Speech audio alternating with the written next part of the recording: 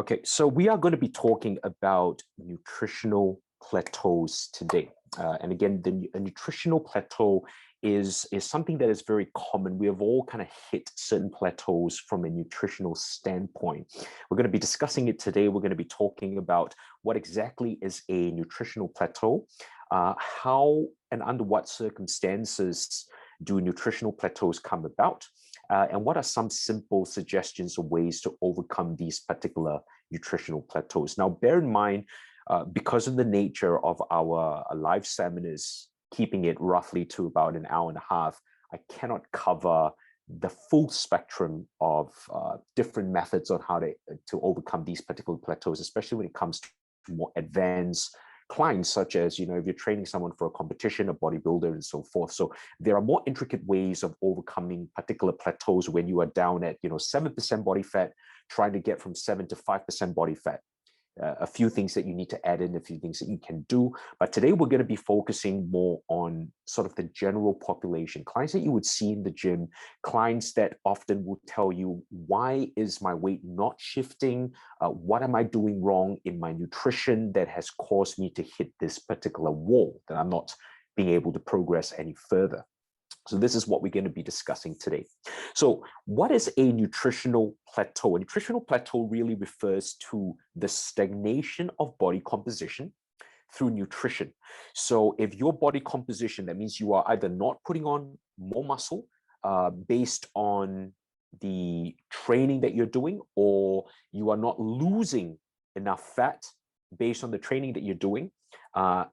It could be based on nutrition, or the fact that you are hitting a mental wall when it comes to eating a certain way. So hitting a nutritional plateau can also come with how you're eating. And what I mean by that is you can see a lot of people, when they kind of delve into a diet, it is very common to see that people take a black or white approach. That means if they decide to go on a diet, all of a sudden their foods get reduced to a small amount of food groups. So you may go for chicken breast, broccoli, brown rice, sweet potato. Most people tend to have in their minds that if I go on a diet, it has to be some sort of a bodybuilding diet.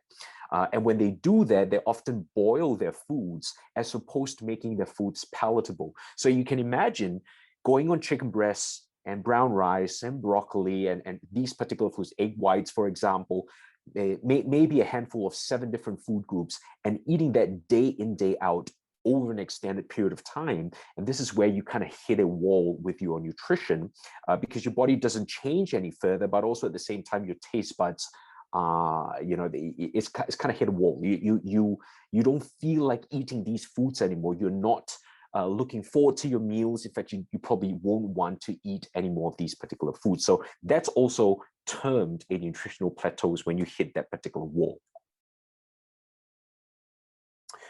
What are the ways that stagnation or hitting a nutritional plateau come from? So these are some of the ways you can look at. Firstly, a stagnation can come from keeping calories the same with no change in energy output. So we already know this statement is a very common statement, especially when you're looking at the energy expenditure equation, which really relies on calories.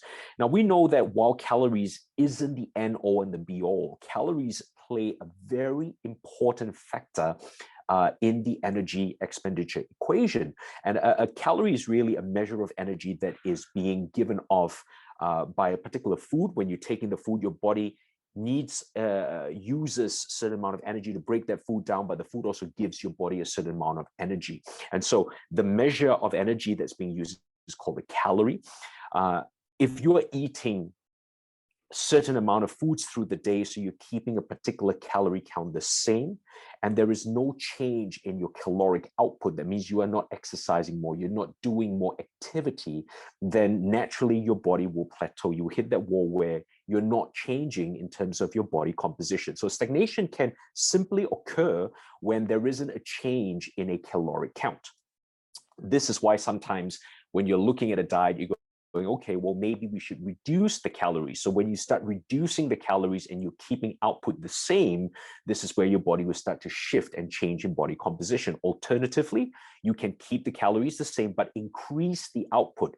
And this is also when your body will start to see a change in body composition. But if what goes in equates what comes out, and that stays the same all the time, you hit that wall of stagnation. Point number 2 is keeping the same macronutrient ratios. So obviously, if you are eating certain foods and you're keeping your carbs, fats, proteins the same at all times, the same macronutrient ratios, your body will also stagnate to that.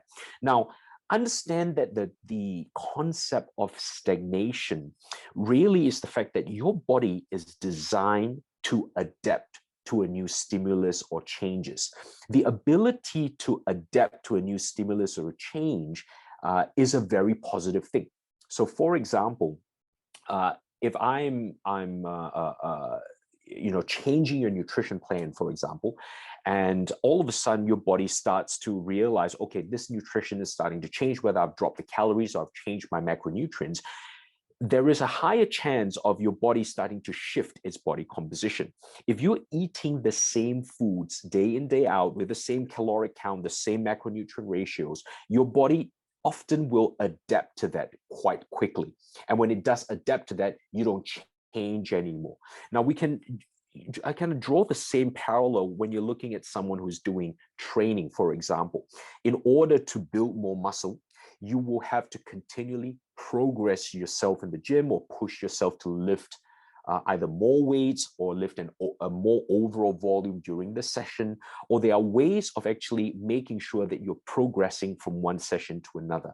However, if you are hopping into a workout and you are using the exact same weights, lifting for the exact same number of reps, doing the exact same exercises, guess what? Your body quickly plateaus as well. And so you're not able to introduce a new stimulus to your body. So very similar to nutrition, you got to draw the parallel there. If you are eating the same foods all the time, your body tends to hit that wall when it comes to a nutritional plateau. So keeping the same macronutrient ratio, so the ratio of carbs, fats to proteins, we're keeping the same ratio, your body will also plateau.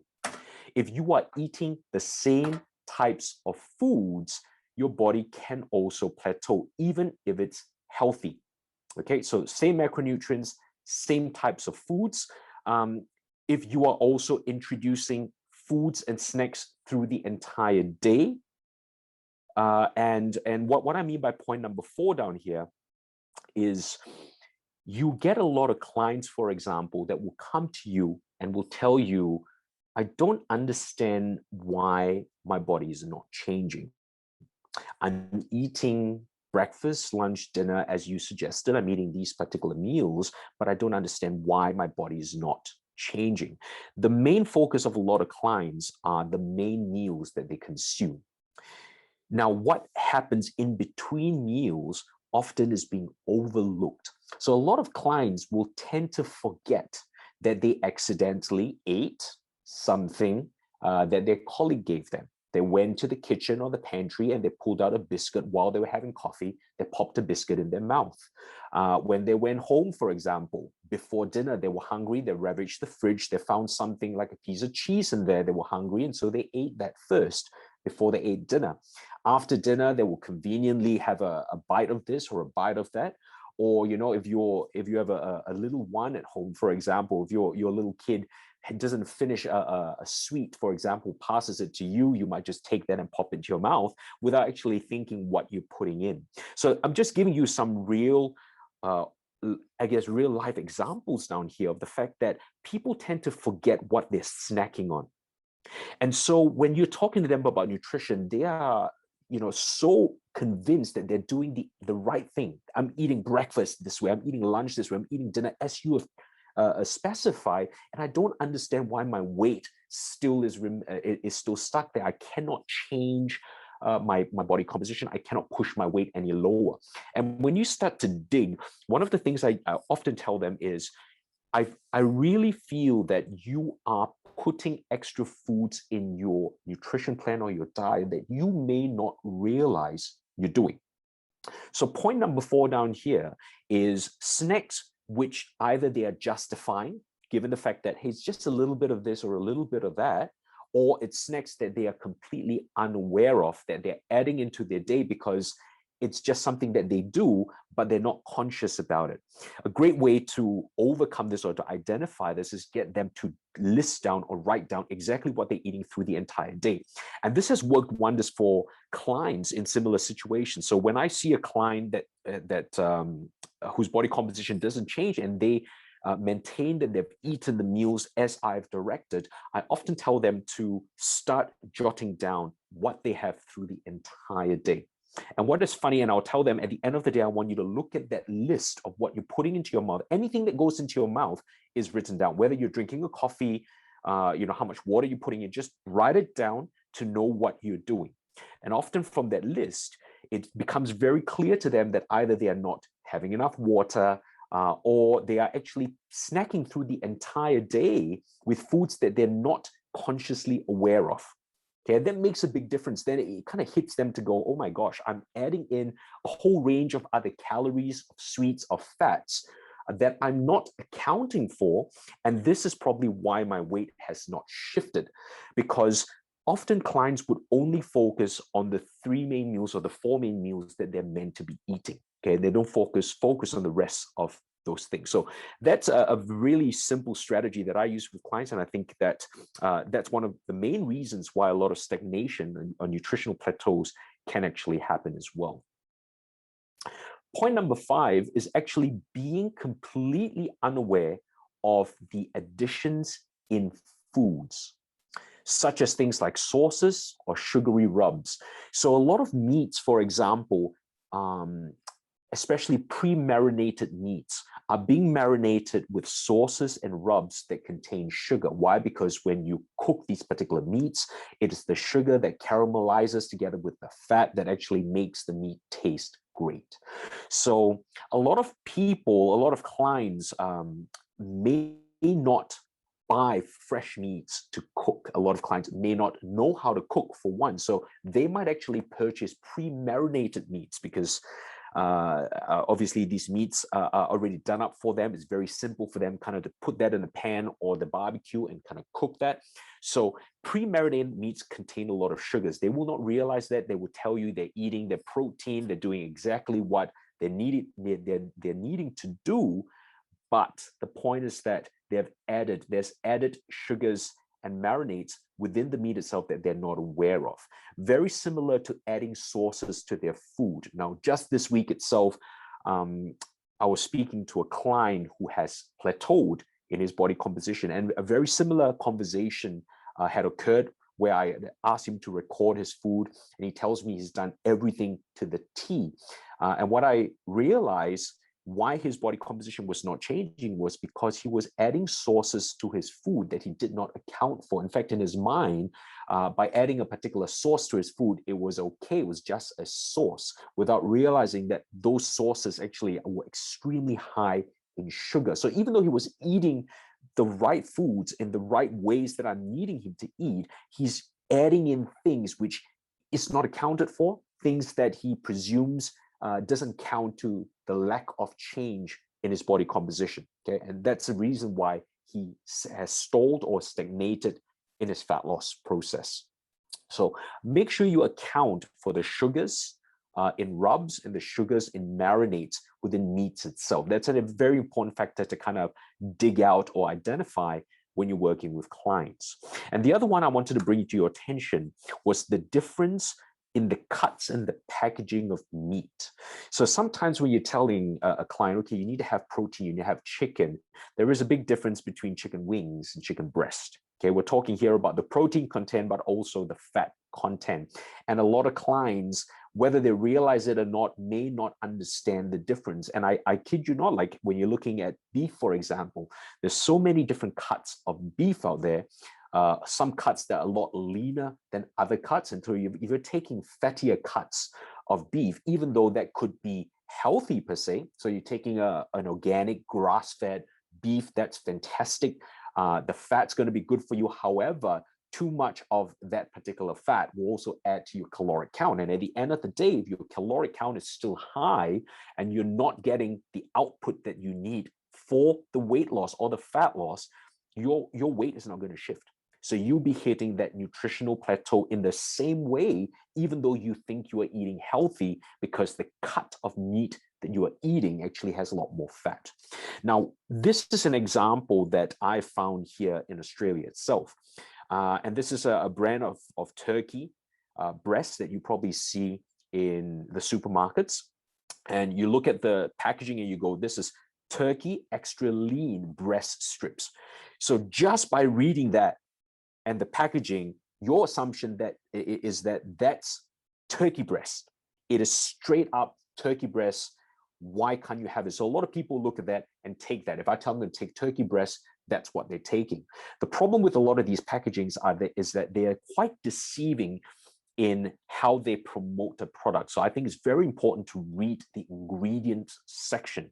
This is where coaches need to be cognizant about that, because clients don't know how to read. And so I think it's as coaches, it's our jobs to be able to teach clients to understand nutrition by reading the labeling that is behind. And in this, if you look at the ingredients right here, you would see that turkey is roughly about 94% of the turkey breast strips.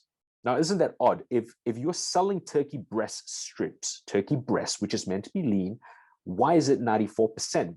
Then you start to see that there is marinade, which is water, salt, potato starch, sugar, that is being added into the turkey breast. Now, a lot of meats that are being sold commercially are actually plumbed up before sale. So what they do is that they get literally injections of these particular fluids, and they inject into the meat to plump the meats up. For one, that allows them to sell you not 100% meat, but meat that is plumped up in sugar and so forth, that could potentially taste a little bit better, sweeter, but it also helps them to cut down the amount of meat that they sell to you for a higher price. Okay, so it's not 100% meat. This is a big problem because a lot of people don't realize what is being done to the meat itself. So they will eat turkey breast thinking that that is 100% turkey breast when there is added sugar to the turkey breast itself. And sometimes this can be a problem for stagnation. That means their weight doesn't change and they don't understand why, because even though they are following the labeling and the packaging of what is being said, guess what? It's a lie in that sense. All right. So be aware of the ingredient section. Be aware of what goes into the meats itself. If you yourself are shopping and not aware of it, well, this is a little tip here or a point that you can take note of. Point number 6, a stagnation can happen when calories are too low as well, and the individual continues to push for fat loss. Now, we know that from the calorie equation, energy expenditure and caloric intake is extremely important, as we mentioned earlier. If you have a higher caloric count, in order for you to lose fat, change your body composition, you can drop the calories. That's one way of doing it. Or you can maintain the same calories and increase the output. Okay, that means you do more work. Typically, people will adopt both strategies. That means they train more, they do more output, typically through cardio, and at the same time, they reduce the caloric intake. So as they reduce calories and they work out more, their body composition starts to change. However, there comes a point where if your caloric count is dropped way too low, your body actually stops itself from moving through an effective body composition change. That means your fat loss will plateau, okay? That happens because your body goes into a mode where right now, if it continues to lose weight for you or fat for you, that's going to be dangerous for the body. So the body will stagnate and hold on to fat, even though you are at a very low caloric count. And this is a very common thing to see with clients in the gym, where you would see that they are, I don't know whether you have experienced clients. I've had clients that have come to me that are stagnated on 900 calories a day. Most of these clients tend to be female. A lot of them are bikini competitors.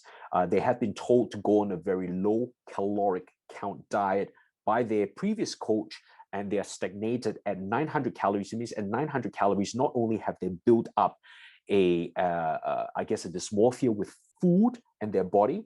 They've also realized that 900 calories is any more than 900 calories, and they start to put on fat. Now, from a physiological perspective, 900 calories for anyone, male or female, or an adult male or an adult female, is way too low. It's way too low to sustain the optimal functioning of the body. A lot of these female clients will also feel that their period has stagnated and stopped for a period of time. So when calories are too low, you actually alter the hormonal composition of the body. There is a range of different things that happen within the body itself, from a physiological and endocrine level, that actually prevents the body from losing more fat, okay, or losing more weight. So the body stagnates. Now, in order for the body to lose more fat, you actually need to coax the body to realize that it is normal again, the hormones are normal again, and often that means increasing calories rather than decreasing calories. So when calories are too low, that can often lead to a nutritional plateau.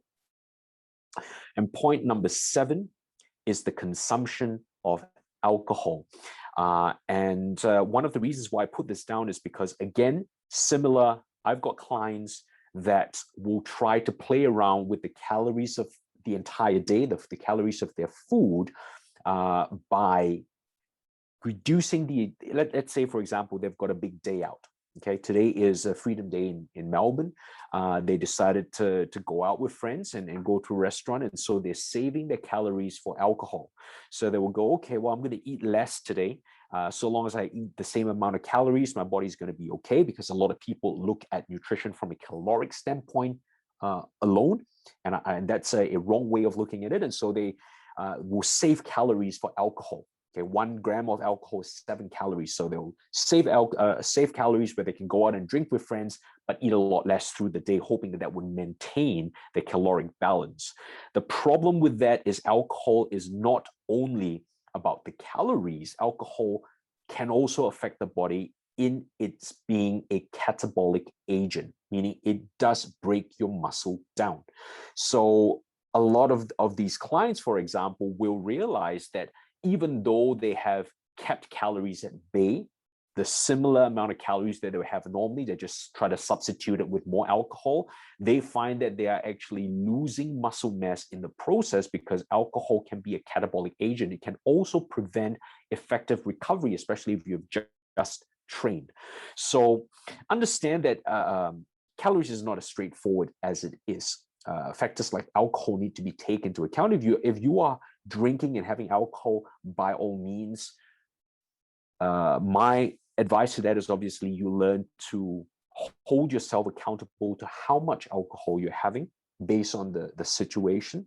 But also on top of that, understand the repercussions of having too much alcohol with regards to how it prevents recovery, and also how it can be catabolic to the system itself.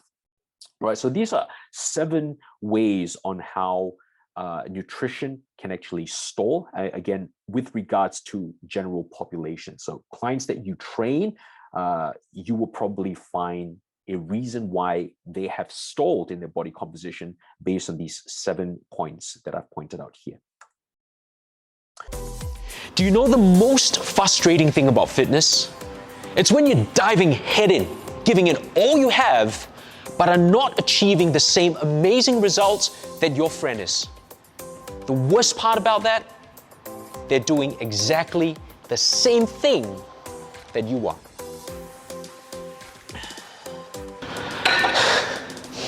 Now, I've been there and I've done that, and I've made a whole ton of mistakes in doing so. You will not have to go through the same route.